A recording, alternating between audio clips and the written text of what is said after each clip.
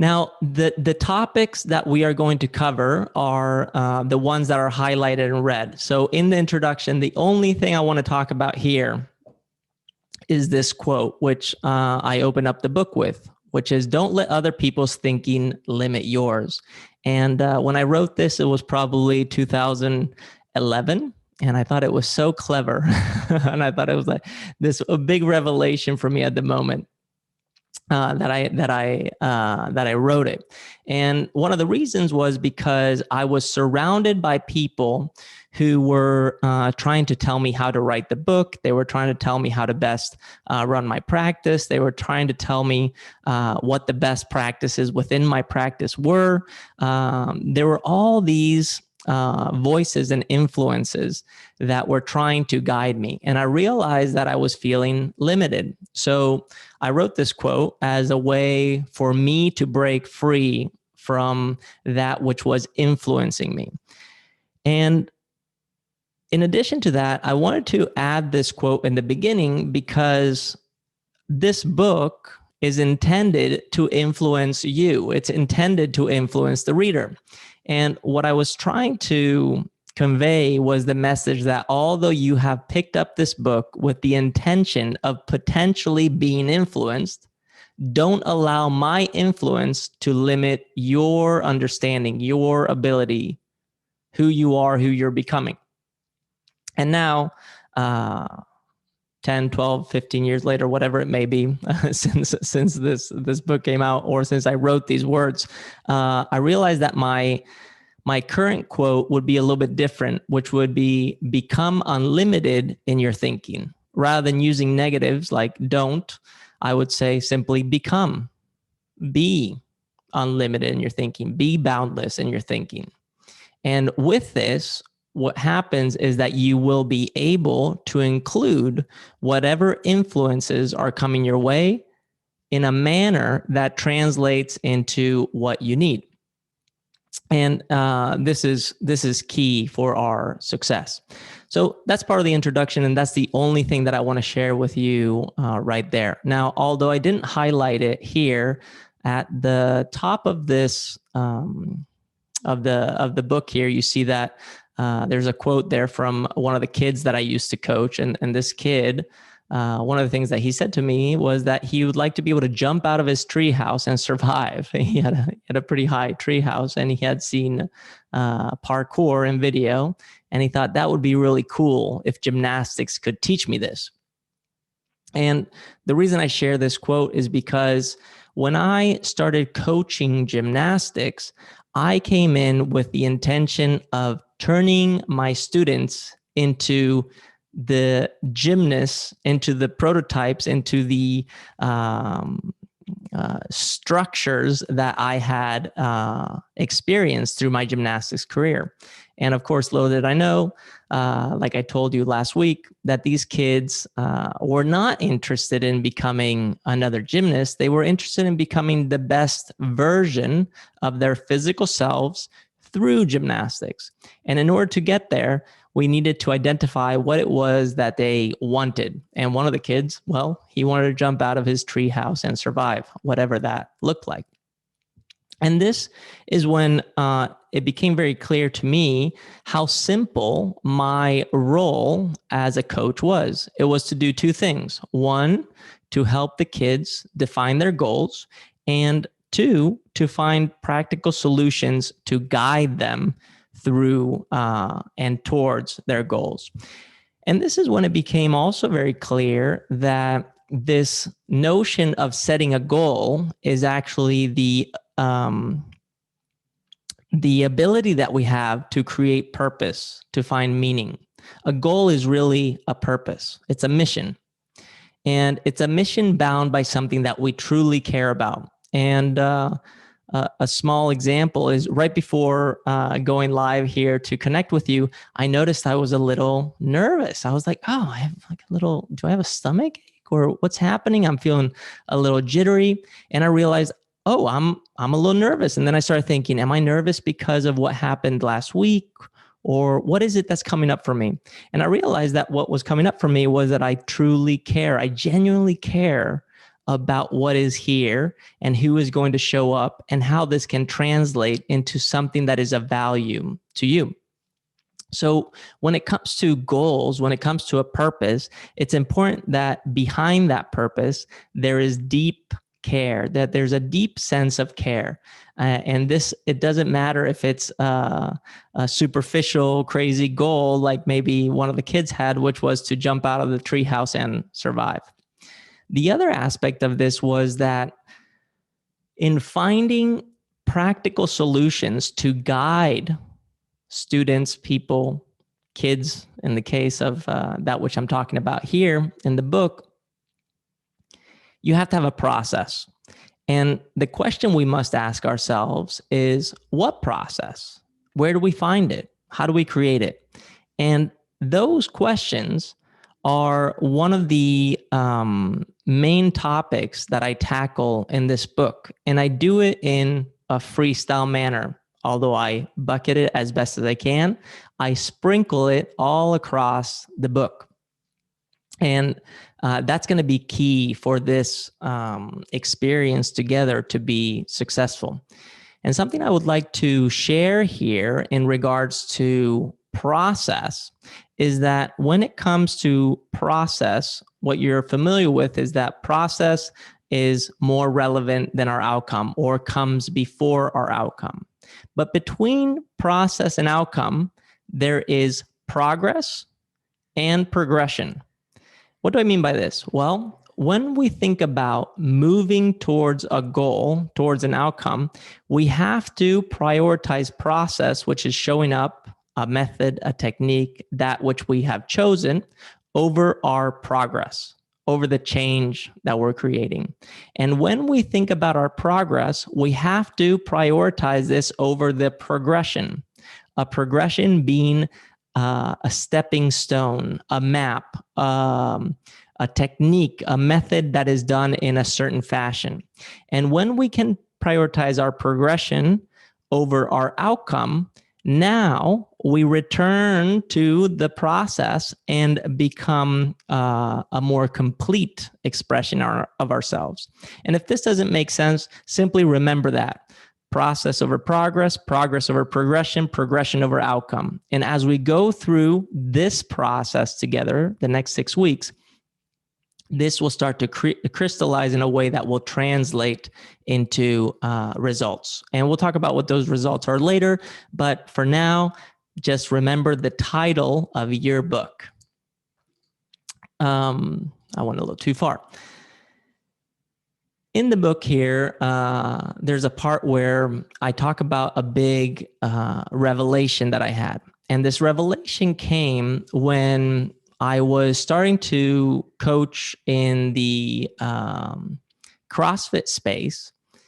And I noticed that for whatever reason, I was starting to get people to pay attention to what I was saying. They were really connecting with it. And I wondered why, because what I felt like I was doing was stealing somebody else's material and simply regurgitating it. And the way that it was presenting itself for me was I was a personal trainer at the time when I found CrossFit, and I became a member at a CrossFit gym called San Francisco CrossFit. And there I would take classes every evening. And whatever the workout was for that evening, the next morning, I gave it to my first client, my second client, my third client, my fourth client. I gave it to every single one of them. And I didn't do any individualized programming. I just gave them the thing that I had done the night before. And I did this for months. And after a few months, I started to realize that I was producing some results with my clients. My clients were actually improving. And it wasn't just me noticing this. They were also saying it, to the point where they're like, Carl, this is amazing. I'm like, I know, I'm amazing. I just know this thing. And I have this secret. Until one day I was teaching a seminar in Sweden, actually, where I currently am. I'm currently in Gothenburg, but I was teaching in Stockholm. And when I taught this seminar, in Stockholm, that day, I remember thinking that I was a fraud, that I was traveling around the world to teach something that I did not create, that I wasn't really the one that originally came up with the structure or the methodology, but somehow I had fallen into a place where people were listening to me. So I had imposter syndrome. This is something that everybody has probably experienced to some degree. But I allowed myself to participate in the seminar as a teacher and go through it. And funny enough, that evening, I was invited to listen to a neuroscientist who was talking about child development. I was invited to listen to him speak.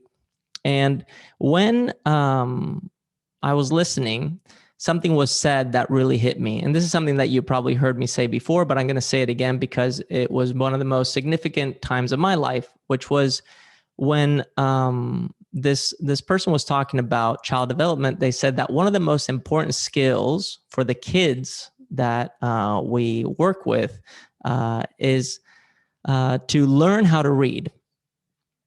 And the reason is because when they learn the skill of reading, they can read to learn new things. So learning the skill of reading gave them the ability to learn new things. And that's when it hit me that what I was doing, it wasn't teaching CrossFit. It wasn't teaching gymnastics. It wasn't being a personal trainer. It was teaching people how to move. And for what? Well, so they could move to learn new things. And I was simply using CrossFit, my gymnastics experience, as a template for talking about the process. And what made that which I thought was a universal prescription, meaning a prescription that was given to me and 20 others in a class, what made that prescription individualized was how I was implementing it, how I was coaching them through it, how I was encouraging them in different ways, how I was allowing that method, that practice, that prescription to meet their needs. And in this way, speaking a very specific language. And the language was first the language of movement, and second, the language of needs, and third, the language of emotions. And this is something that when we are in the physical space, when we're moving, when we're in the world of fitness and performance, we experience at a heightened state. We experience emotions at a heightened level. And in that heightened state of being, that emotional state, we are cracked open. We are emotional. We are vulnerable. And that crack is an opening that allows us to break through and expand. And learning to move so you can move to learn became the foundation of everything that I do, and became the foundation of the material that I share in this book. And that's something that I bring up in this introduction.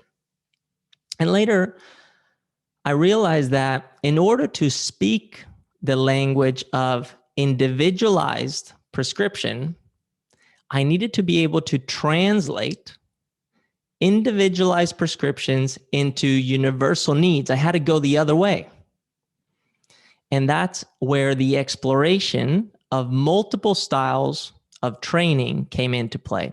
And that was not original either. That was also present in CrossFit. CrossFit, for me, when I saw it as a freestyle strength and conditioning program. And freestyle meaning exactly what I define here. A strength and conditioning approach in which you cross over and practice other disciplines in order to develop a foundation of skill, and then use that skill in the most effective way for your specific sport or discipline. What I present in this book is the culmination of my knowledge, at least my knowledge until 2014, and experience in building and using an effective skill base to reach specific goals. And that's why it's so important that as you're participating in these 6 sessions with me, that you have your own specific goals, your own specific outcomes, and that you have a title for that outcome, and that we can really cater the universal prescriptions that I'm sharing here and translate them into your own specific needs. And something very interesting about this concept of freestyle is that when we can approach movement, or anything for that matter, through the lens of freestyle, which is the ability to cross over all styles, all disciplines, all ways, we realize that we are faced with a choice. And this choice is us moving in a specific direction. And this specific direction that we choose to move in, that produces signature movements, signature outcomes. For example, if you watch some weightlifting, you know that a clean and jerk and a snatch is done in a very specific manner.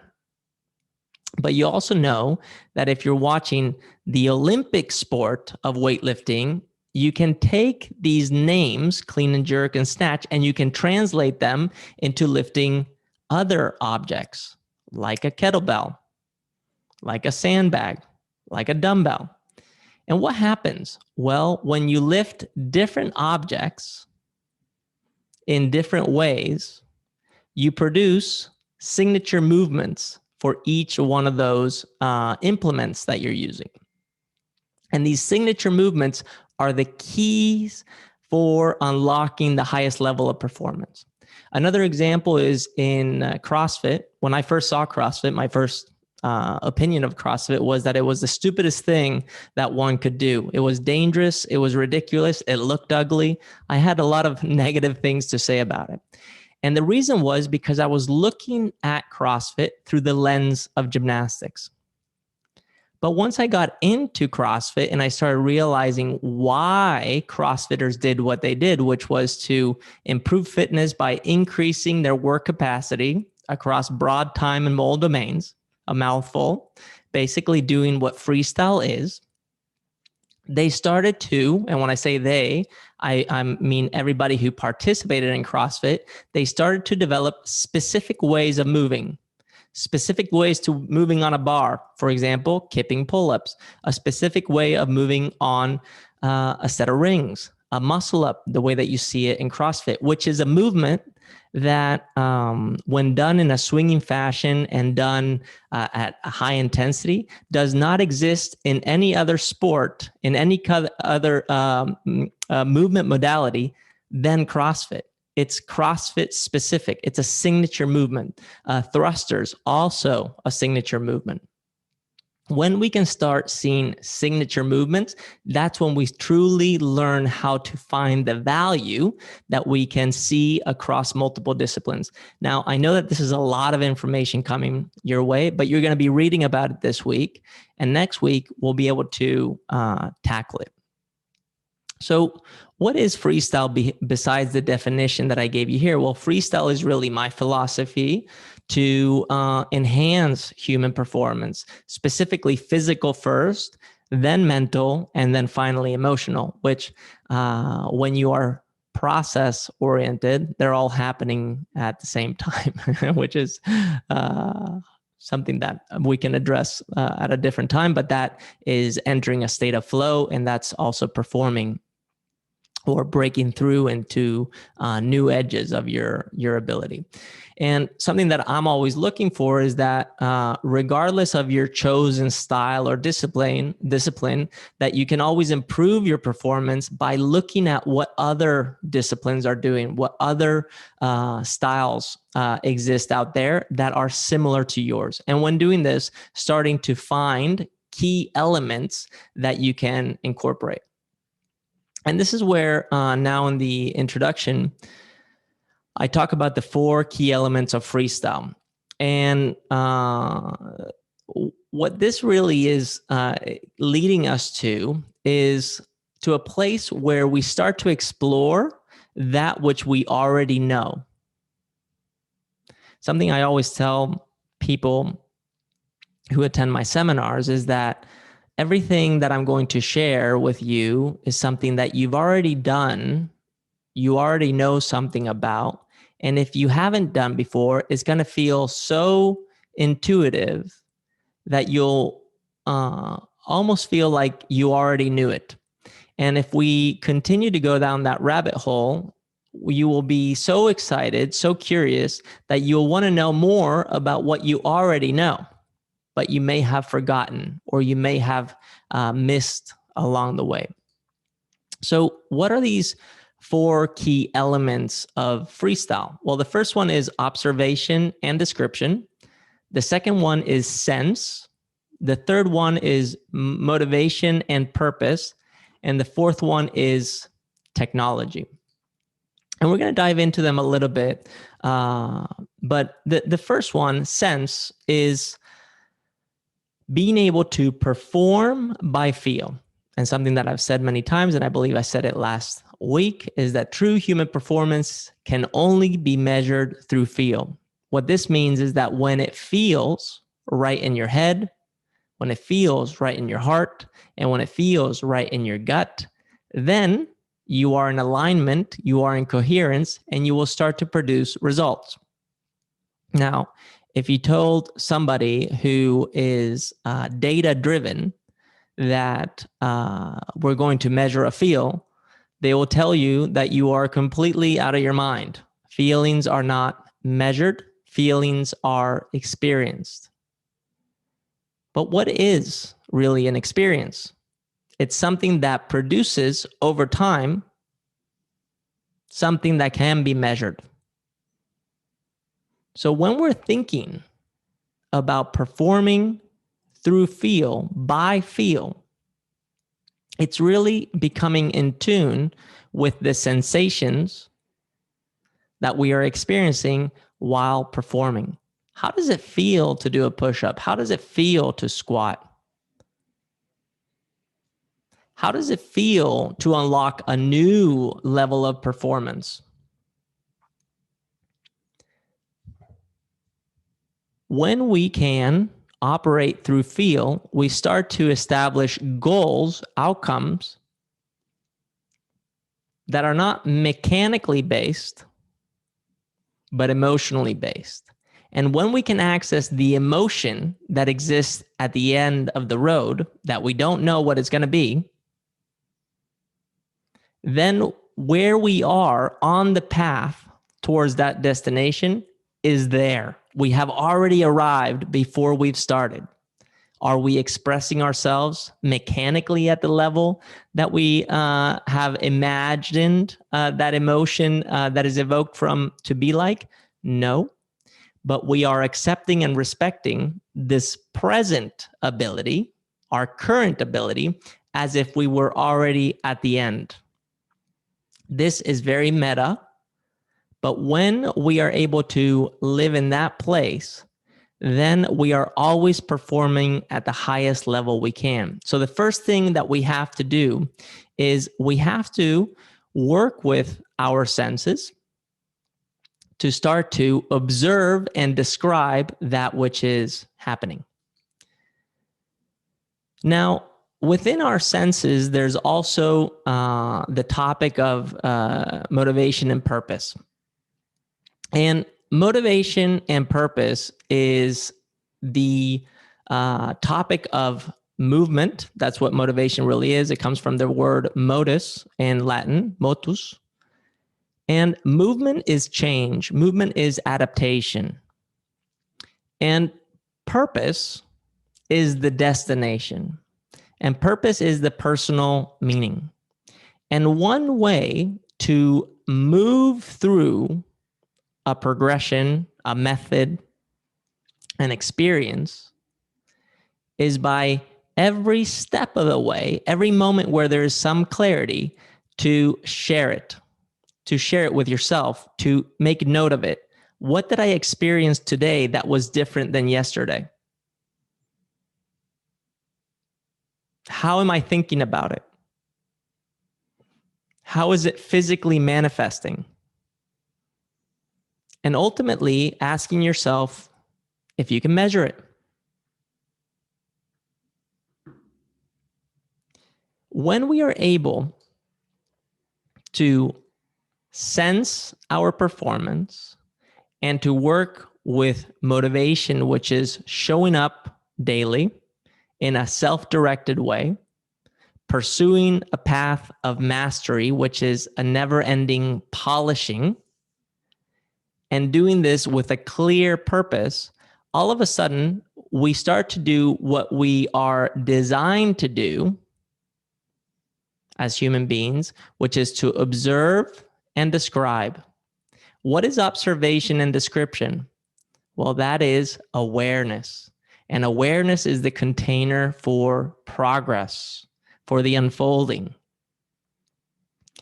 And when we're able to observe, sense, and have attached to it motivation and purpose, all of a sudden we realize that we are not only influenced by our environment, but we also influence our environment.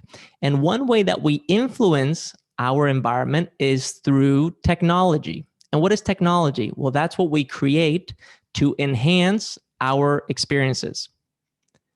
In physical practice, technology can be as simple as a barbell, a kettlebell, a pull-up bar, a pommel horse, a set of rings, a dumbbell, a kettlebell, a sandbag, shoes, clothes. That's technology. And why is it important to acknowledge technology within freestyle? Well, because technology is a massive influence on how we produce the next result. A quick aside, Steve Jobs was asked many years ago, probably 30 years plus ago, what his computer company was all about. And he corrected the interviewer and said, I don't have a computer company. I have a technology company. And the difference is that when we create technology, we're creating tools to enhance the human experience. And one example that he set was the example of a study that was done on locomotion, on efficiency and effectiveness of movement. And they saw that the condor came out #1 as the most efficient locomotive being in going from point A to point B, whatever environment it was. I think it was just in a closed room, and it had to fly from one place to another. And it compared it to a bunch of other animals, including the human being. And the human being came out, I believe, in 36th place. And then they did a retest on this experiment, but they put the human being on a bicycle. And it turned out that the human being came out #1 in efficiency and effectiveness for locomotion in this case.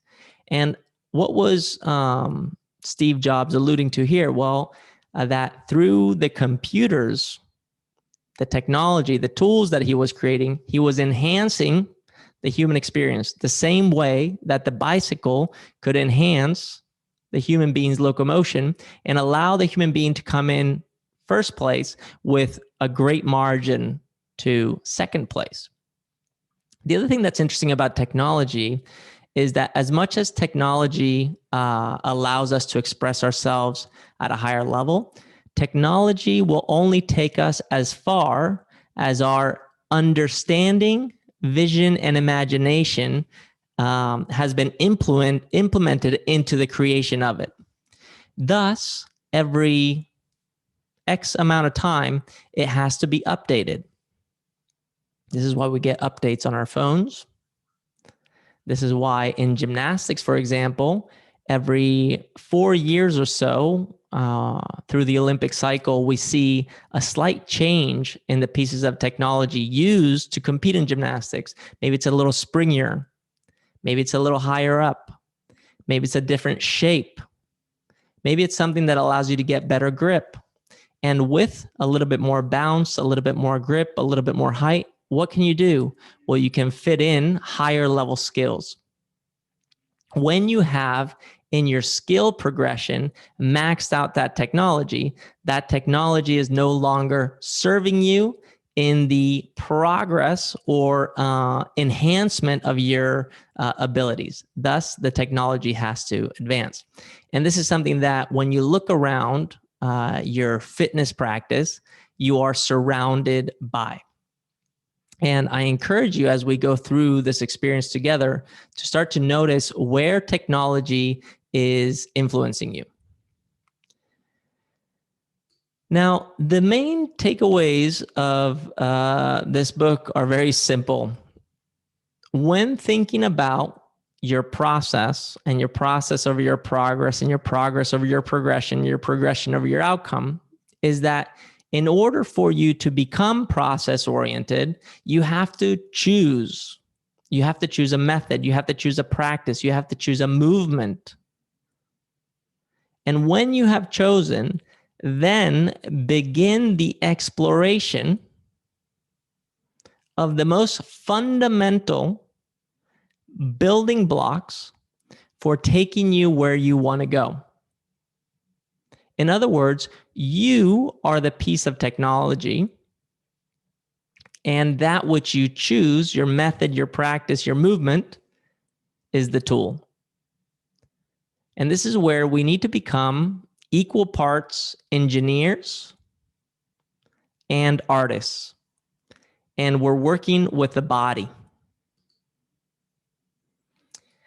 The other thing I wanted to share here is that if you have the physical book, just like I mentioned last week, is that you use the index. So for example, let's say we're going through a session like this and I'm sharing some concepts. Right now we're just going through the introduction, but when we get a little bit more technical, if you hear a term that you haven't heard before or that you're interested in exploring a little bit more, that you go to the index and that you find where I mention that word for the first time. And when you start to read from that word as an anchor, to allow the indexing, which is the page references throughout the different paragraphs, to guide you. What this means is that when you start to read and you see the first page reference in that paragraph, to immediately stop reading and just jump to the page that it's showing you. If you do that, you will be freestyling the reading process of the book. So use the index and play with that and allow that to help you create your own adventure. But bottom line here, what we're doing is we're choosing a discipline, we're choosing a skill, and then what we're going to try to do is work with the most fundamental building blocks for creating movement progression. Here's Mr. Sticks, this little guy right here.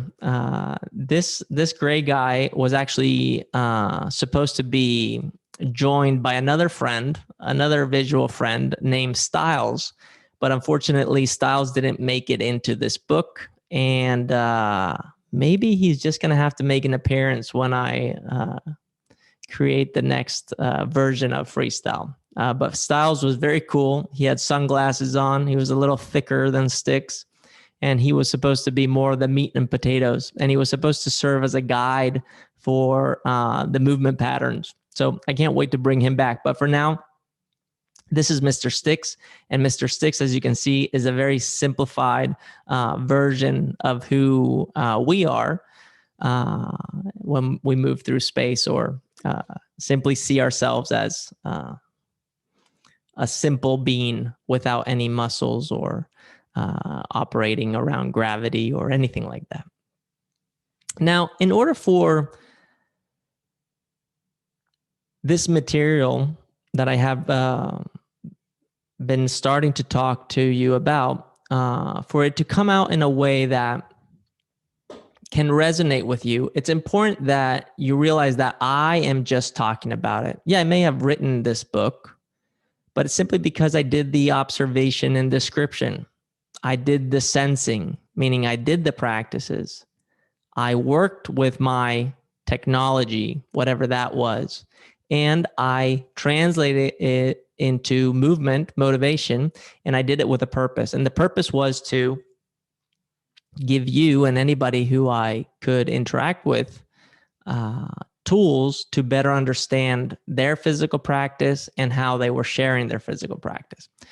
So that which is about to happen now is us diving into the next part of this book, next chapter of this book, which is now really getting into the framework of the book. And if you have attended my seminar, you are familiar with the framework that I teach, which I'm going to highlight this here so you can see it. The framework being position, movement, and purpose. And this framework, this position, movement, purpose framework, was something that I came up with on the way to teach a workshop 17 years ago, 16 years ago. And the reason I came up with it was because I was going to teach a workshop to coaches for the first time. And these coaches needed to have some theory. I had been scheduled to share some theory. And I thought, well, what is the theory going to be based on? I have no real studies on this. What is it going to be? Well, I thought, well, it's very important that we understand shapes, so positions. It's really important that we understand movement, so it'll be movement. And it's really important to understand why we're doing it. So we're just going to call that purpose. And why was I using position, movement, purpose since that day forward? Well, because I realized that in the fitness space, as in many other industries, there's an infinite number, and I exaggerate, of course, but there's an infinite number of solutions. There are so many options out there for us. But how do we know which one to choose? Which one is right for us? Well, we can start to assess this by using the position, movement, purpose framework to get there. And when we're talking about position, it's really important that we realize that positions are simply shapes, body shapes in space. That movement is the change of shapes, and purpose is the motivation for moving. And in order to talk about position, it's important that we identify two different lenses. One lens being the global lens, and the other lens being the local lens. And you can see that right here. Let's see if I can highlight this for you. The global lens is looking at the body as a whole, so from head to toes. And usually, when we look at the global body position, what we want to think about is about our spine and the projection of our spine upward and downward. You'll be reading about this week as you review these chapters on your own. But for now, that's all I want you to remember. And that these global shapes can also have global orientations.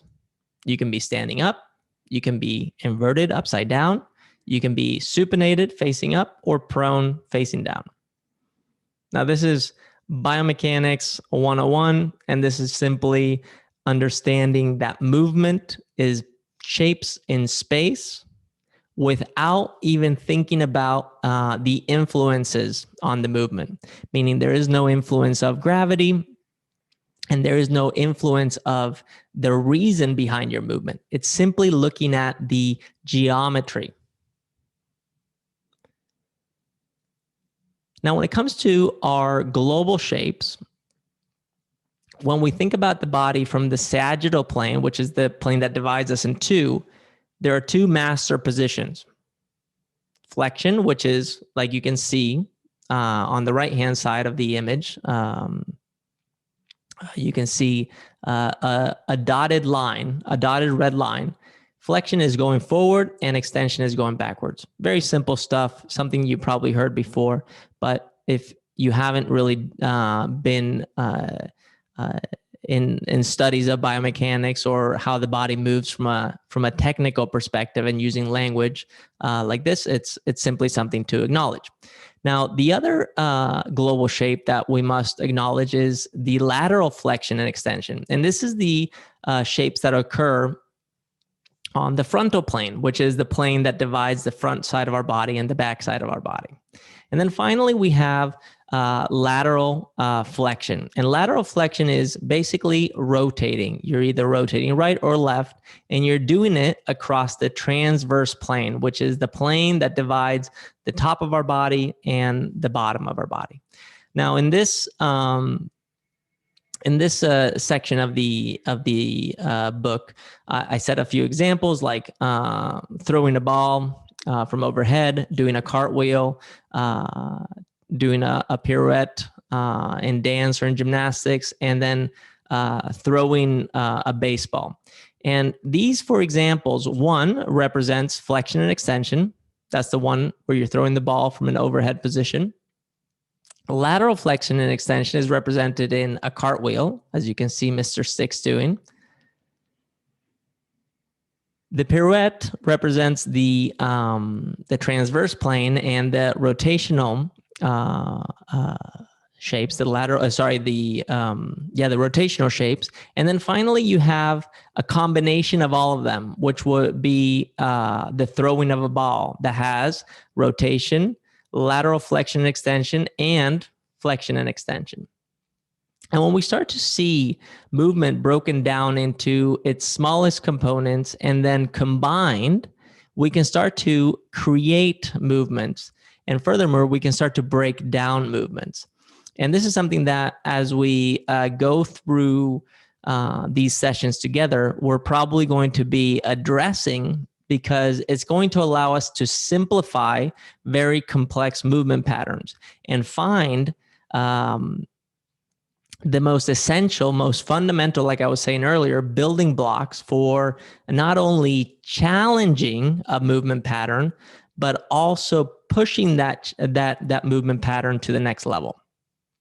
So I want you to start thinking about the movements that you teach if you are a coach, the movements that you are practicing, how you're practicing them, and what you're doing to accessorize around them. And when thinking about them, also noticing where you may not be aware of an even deeper breakdown that could be occurring simply by addressing these basic shapes. Now, something that I address also in the book, and this is extremely important for understanding progressions, is the two properties that we see at local level. And the local level versus the global level is that the local level is when we're starting to address the joint. And here, although we have many more joints than the ones that Mr. Sticks is showing us here on the right-hand side of the page, the ones that I'm showing you here are the most important ones. And I divide these joints into two different ones, the primary ones and the secondary ones. The primary ones are the bigger joints like the hips and the shoulders. And the secondary joints for the upper body are the elbows and the wrists, and for the lower body, the knees and the ankles. When we are able to see movement from the primary versus the secondary movements, we can create amazing progressions. And this is something that, if you think about a movement like an iron cross on the rings, you may think about it as something very challenging and difficult, and maybe even complex. But when you look at the geometrical shapes, you may realize that it's very simple. And the simplicity of it can be found not only in the geometry, but also in the progression to get there. And the simplicity of the progression to get there can be developed by using secondary movers such as the elbows and wrists and performing a movement as simple as a push-up. A push-up can progress into a dip can progress into a dip on the rings. A dip on the rings can progress into a dip on the rings with our hands wide, where our elbows are pointing out. And a wide style dip can lead to an iron cross position once the elbows are straight. And being able to see that a push-up can lead to an iron cross, a high-level movement, is very powerful. And this exists for every single movement out there. So this is key. Now, when thinking about the primary joints, which are the shoulders and the hips, there are 3 different positions that I want you to be aware of. One is internal and external position, which Mr. Sticks is showing it here. Internal is moving towards the midline, which is towards the center. External rotation is away from the midline. Now, some of you may argue that if you fully externally rotate, you get to a point where you're no longer moving away from the midline. You may be starting to move back to the midline. That may be too deep for now. Don't even think about it. It's all good. But if you want to discuss it, we can get into it. All I want for you to know right now is that the shoulders can go inward and outward. So internal rotation, external rotation. Then I want you to know that there's flexion, which is moving up. And this goes for the hips and the shoulders. And then you have extension, which is going down. So that's the second set of positions. And then the third set of positions is adduction and abduction. Adduction is towards the midline, so in, and then abduction is away. This can get a little complicated, but try to just keep it simple in your mind and just think about it as shapes in space. Now, when we are able to see the body as simple shapes in space moving from one position to the next, this is when we start getting into the 4 most simple approaches that I have found for observing and describing movement.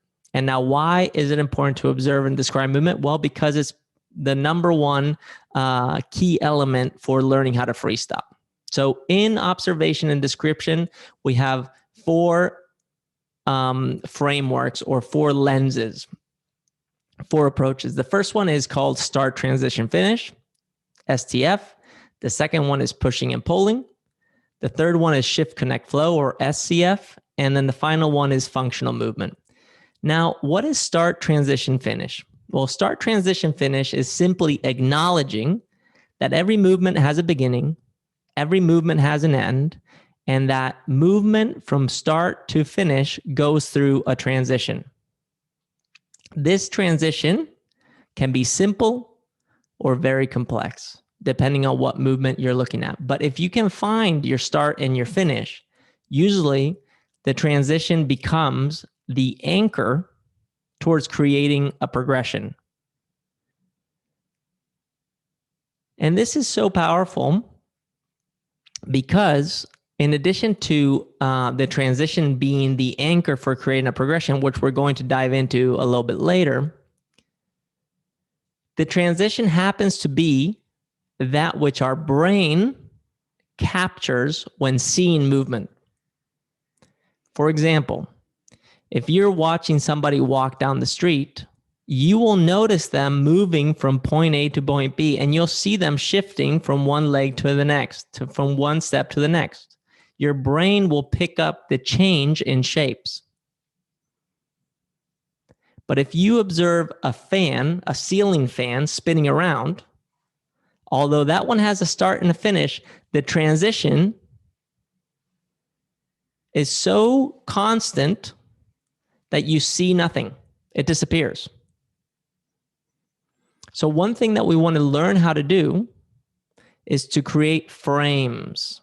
And how can we create a frame, for example, looking at a ceiling fan? If anybody has a ceiling fan around right now that's spinning around, do this little thing. And if you don't have one, find a ceiling fan later and do it for me and let me know how it went.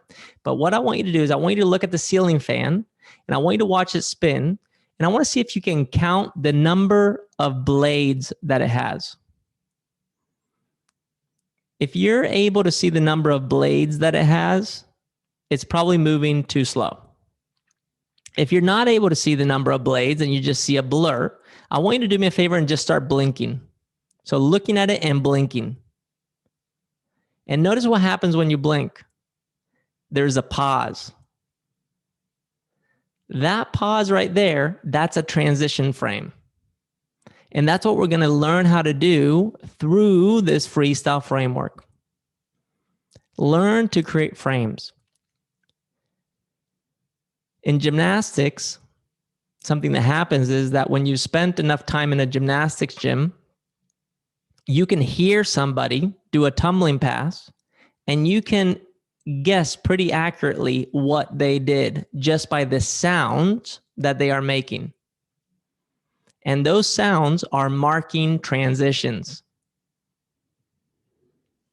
So pay attention to how your senses, your eyes, your ears, are showing you the transitions. And then anchor yourself in the transition to create a progression. The other thing about the transition positions is that the transition positions also help us define movements.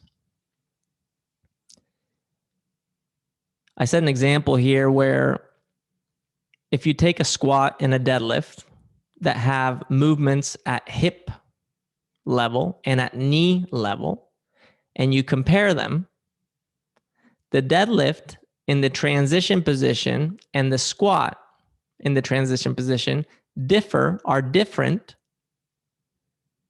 by the range, the relative range, and flexion in the knee and flexion in the hip. Very simple example is you see the stick figure on the left-hand side at the bottom where it says deadlift and squat, where you can see a different shape. The deadlift is a little bit more elevated with the hips, and the squat has the hips below the knee in this case. A more clear example is the difference in locomotion when it comes to walking and running. The difference between walking and running, technically speaking, and you can see this in sport when you see running versus speed walking, is that walking in the transition position always has at least 1 foot on the ground. Running in the transition has a moment where both feet are off the ground.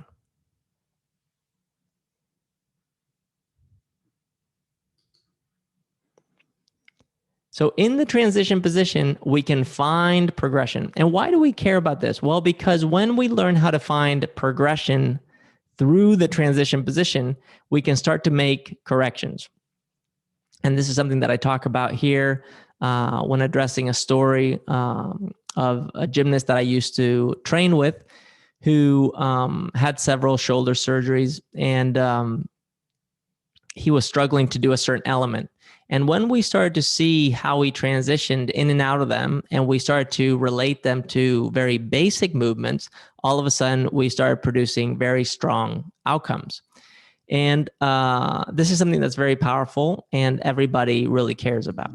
Now, the other framework that we're using here is pushing and pulling. When thinking about pushing and pulling, I want us to avoid at this moment to think about our ability to apply force. And I want us to think about pushing as expanding, pulling as contracting. That's all for now. So pushing is away from your body and pulling is towards your body. The next one is shift, connect, flow. And what is shift, connect, flow? Well, the first part there of shift, connect, flow is shift. And this is taking your center of mass in relationship to your base support, which is where you're standing, what you're standing on, and moving it. Think about walking. The first thing you do is moving your center of mass. Somewhere around your hips, you displace that, you push it forward towards your toes, and you begin to fall. The next thing you do is you connect. You change the points of contact.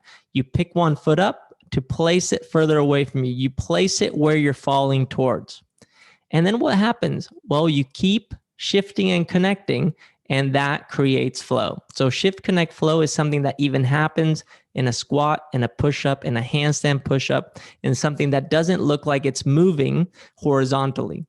When we learn, which we're going to practice here a little bit, when we learn how to see movement through shifting, connecting, and flowing, we start to understand why they've progressed the way that they did. And then finally, we have the functional movement framework. And the functional movement framework is the one that allows us to see movement from 3 different perspectives or 3 different angles. 1, from a safety perspective. 2, from a utility perspective. And 3, from, I'm spacing on the word that I wanted to use for this, but I used to call it long lasting. I can't find the word. It's all good. It will maybe come to me. And if somebody has a better word for long lasting right now, please let me know. But it's a movement that will allow you to play with it, work with it for a long period of time. And this long lasting type movement tends to be the one that we are missing. And when we find it, although it may seem a little bit more basic, a little bit more simple, it may feel like a regression, is actually the progression. So when thinking about movement, it's really important that we think about movement when it comes to a functionality to be one of utility, one of security, and one that can carry on over time without producing injury and always serving a purpose. And here it's really important that we can take that which is functional, that which is fluid, remember shift, connect, flow, and that which is expanding and contracting, and that we can mold it. And the molding of the movement being that which allows us to identify our purpose. And that which is our purpose in movement is that which makes it specific. What does this mean? Well, if I'm talking to you about squatting, for example, you may think about squatting from your experience, and maybe your experience of squatting is weightlifting. Your style of squatting is going to be different than if you're thinking about it from the perspective of powerlifting. You're going to think about it slightly different if you've never done any weightlifting and you've only squatted to, like Low Sticks is doing here, take a little poop in the woods. All squats, all squatting mechanics, but all different styles, and all different styles because of the purpose, because of the context. And this is where now we can start to see the framework of position, movement, purpose as a place to start. Position being that which identifies the places that our bodies are going in space, movement being the translation from one position to the next, and purpose being that which defines this specific path that we take. And here, what happens? Well, we create standards. And what are standards? Well, standards are methods. Standards are practices. Standards are that what we base our discipline on. And there are three things I want you to remember here, is that all standards are built under three, pillars. And these pillars, as I highlight here in blue, I lost them. As I highlight here in blue, are first the mechanics. And what are the mechanics? Well, the mechanics are simply our biomechanical expressions. It's how we're physically expressing ourselves. Two, and I'm going to use the third one as my second one here. So it's looking good. It's being aesthetically appealing. And three, fitting the rules of a game or a sport. Here I call it a point system. Why is this important? Well, because when we can look at movement, standardized movement specifically, from those three places, from a place of aesthetically appealing, mechanically safe and efficient and effective, and finally, something that fits the standards of a game or the rules of a game or a sport, we know that we're moving in the right direction. Now, you may be somebody that is more creative. Maybe you're a dancer. And you're like, I don't know if you can actually score dance. Yes, there are dance competitions, but how do you score that? Well, it doesn't have to be scored. It doesn't even have to be measured. It can be felt. And when you feel that it's right, then what you're doing is you're creating a new standard, a new movement. And this is something that became very clear for me in the world of CrossFit. I realized that there were certain mechanical standards that were very similar to other sports, other disciplines. And there were certain ways of doing them that looked good. But the way that they were done in regards to a point system, or the way that other methods were approached, looked different. Moreover, felt different.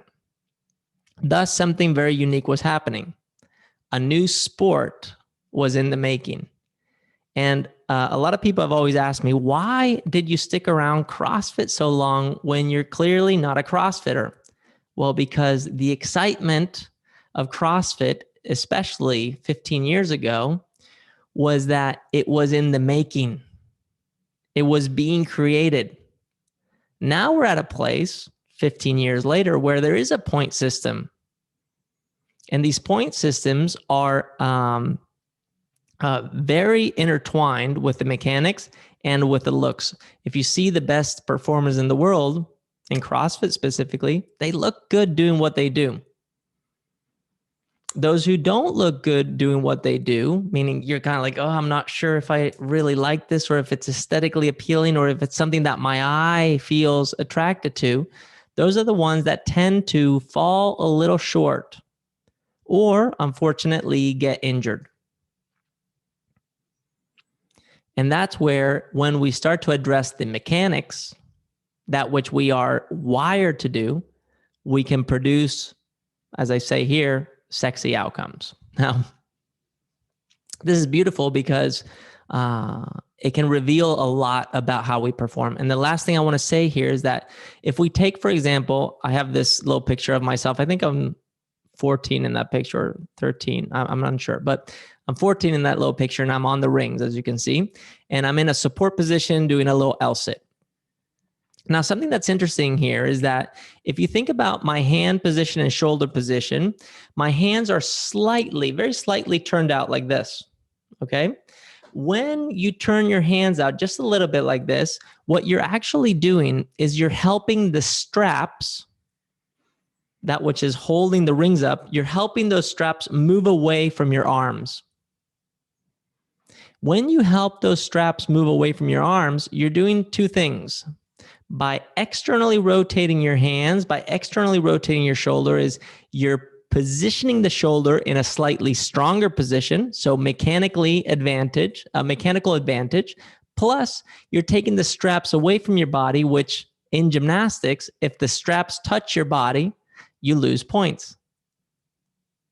You're participating at the standard of a sport by doing one thing, turning the hands out. Now, what do you think would look better? Doing an L-sit like I'm doing here with my hands slightly turned out, or with my hands turned in and like this? Well, most likely when you look at it after a while, you notice that, you know what? It actually looks stronger with the hands out. It actually looks more appealing. And all of a sudden you realize, oh yeah, it makes sense. A standard that is mechanically efficient, that helps you participate in a sport and gain the best outcome, also looks good. And that which looks good is what feels good. And that's what we're going to start to address next week when we get back into the concept of movement ability. Now, today I went over by 12 minutes, but there was a lot to cover, and we did it. I know that some of you may have to go, so if you do, it's okay to sign off. This is being recorded, and I will be sharing it in the group. But if anybody has any questions and would like to ask questions, this is the time. You can unmute yourself and ask a question, or you can ask a question in the chat, and I would be happy to answer. If you don't have any questions, I don't blame you.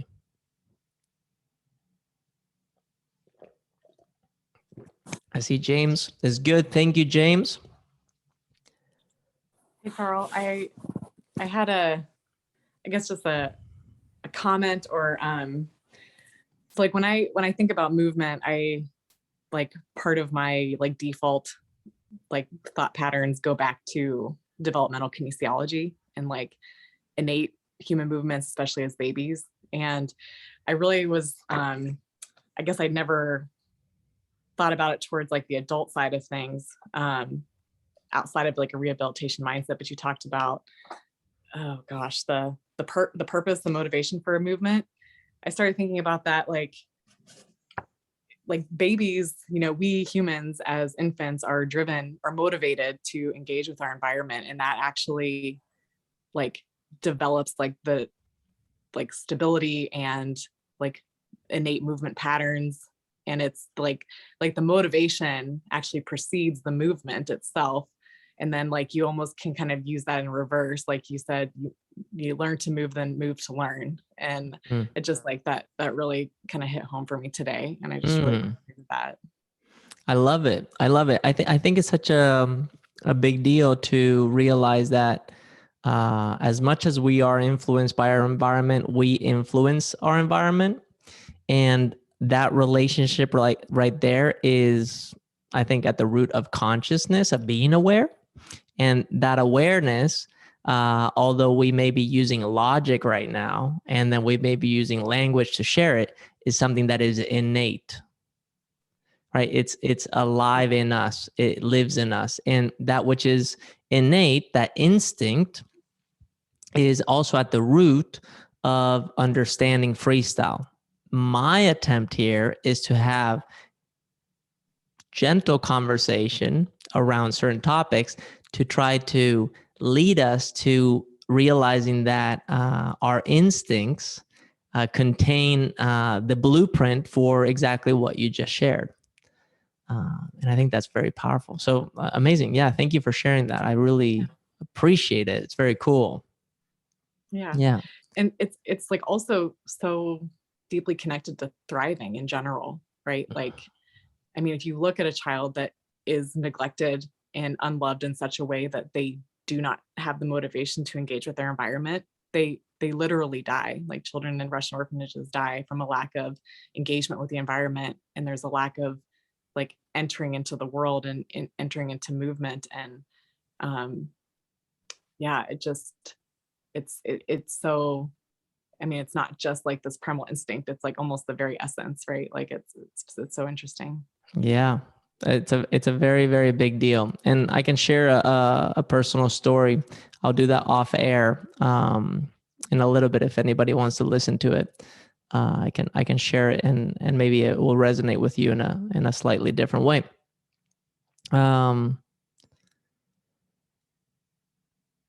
Okay, let's see. There's a question here in Spanish. This is a great question, actually. So the translation of this question is, when we move an object, do we have to move it as something external or as part of our body? Both. It's an extension of our body, but when moving it, we are one with the motion. Now, when we are progressing through it, what we're doing is we're adapting our body to the external object. Thus, we have to move it internally. And then the next step is moving it externally, meaning allowing us to see the movement of the object. And then finally do the integration, which is doing both at the same time. So that's a great question. It's very meta. But if you were to look at it from a linear perspective, it would be that. It would say, let's do the movement as if we were picking the object up without the object itself, then use the object, move the object through the path that we believe or have seen it work. If we're exploring it, we're going to talk about the exploration next week. But if we're exploring it, just see what path will work, what path will be successful, and then finally integrating both internal and external and making it one. I really like that question. Muchas gracias. Cool. Okay, let's call this a day or a night for me and for some of you here, and we'll continue next week at the same time and same place, so same link. And as I go offline here, I'll share a little story for those who want to stick around. I'm just gonna end the recording for now.